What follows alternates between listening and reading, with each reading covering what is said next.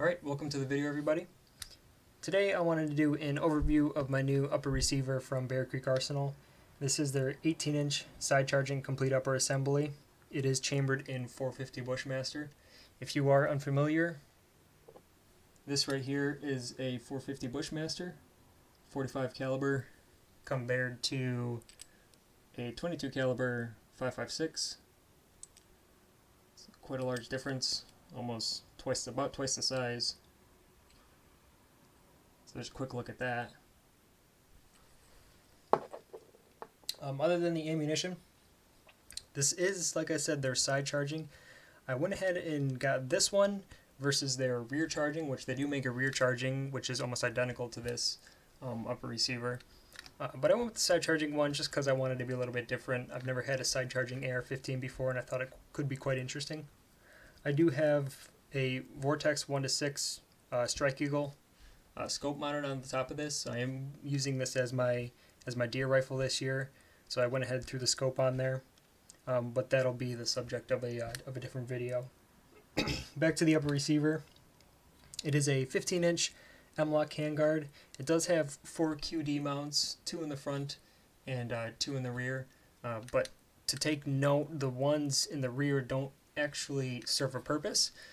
Because this is a heavy barrel, it is a little bit thicker toward the rear than it is in the front, and your quick disconnect actually will not engage in that hole, as you will see here.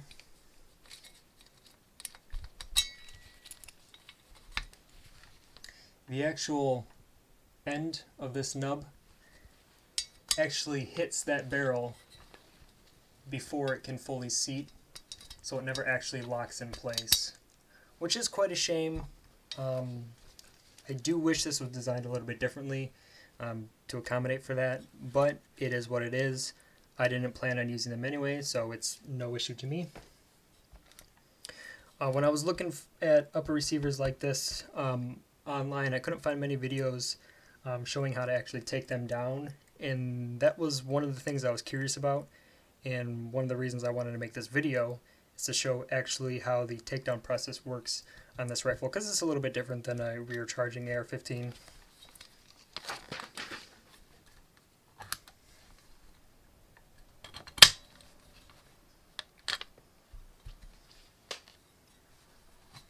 Alright, so now that we have it disassembled from the lower, you can see that there's a little nut back here.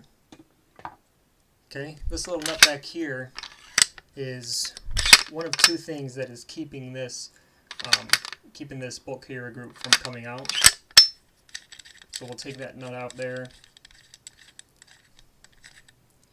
And you can see this actually has a flat on the bottom of it, and that flat actually just faces with the it sort of locates with the lower receiver, kind of keeps this from backing out.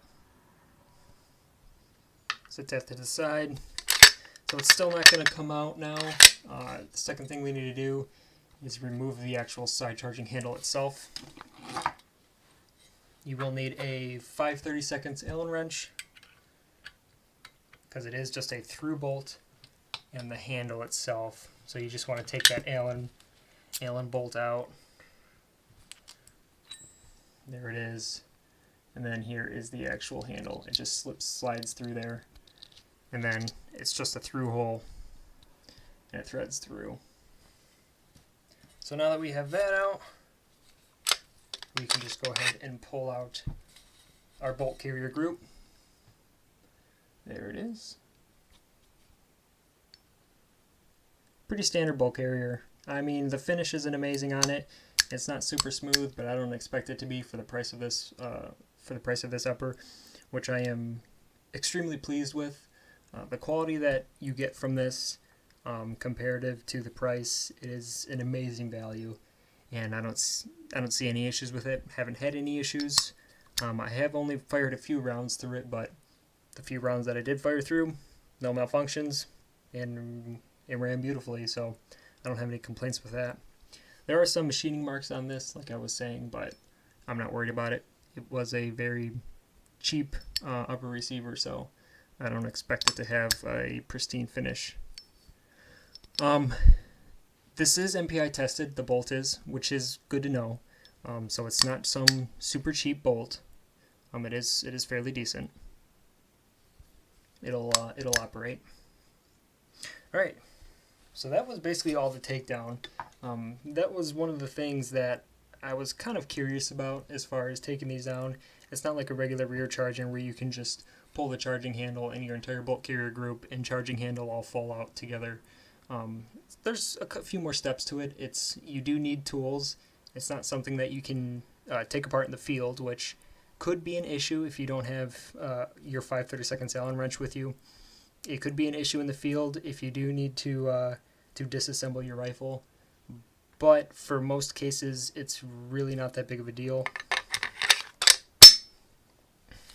So to put it back together, slide your bolt in. We're just going to take our handle, screw that back on.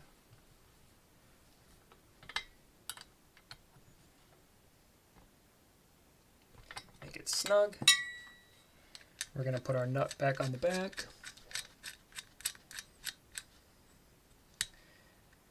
And then, like I said, that flat portion of that nut is actually going to locate on the bottom of your lower receiver, just like that. So it keeps it from backing out.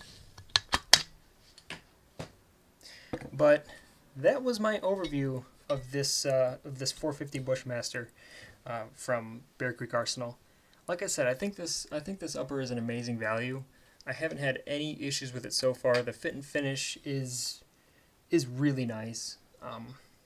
It's a lot nicer than I would have expected for the price of this, and I'll throw the price that I paid up on the screen right now.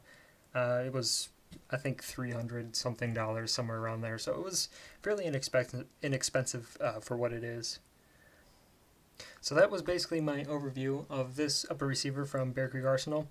I will throw up a couple of images of some close-ups on the upper receiver, so you can kind of get a closer look at some of the littler details of this upper.